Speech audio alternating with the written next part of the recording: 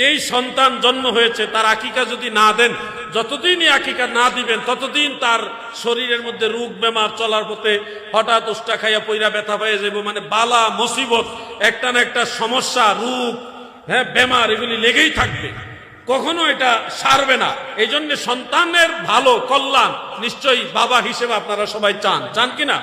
এই জন্য সন্তানের আকিকা যত দ্রুত সম্ভব আদায় করবেন।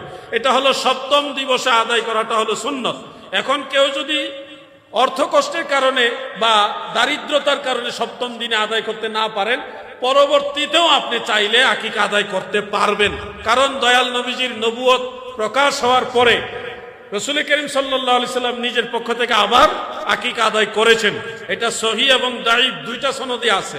তো এই জন্য আপনারাও চাইলে নিজের আকিকা যদি আদায় না হয়ে থাকে, আপনার আকিকা শিশুকাল আদায় করেননি বা করছেন বলে জানা যায়নি, তাহলে আপনার আকিকা আপনি নিজেও পরবর্তীতে কুরবানির পশুর মধ্যে কুরবানির শরীক বহাল রেখে আপনারটা আপনি আদায় করতে পারবেন। বুঝতে পারছেন বিষয়? আমার সাথে সারাদিন বুঝতে পারছেন? আপনি আপনার মা বাবার আকিকা, সন্তান বা ভাই বোন বা কোনো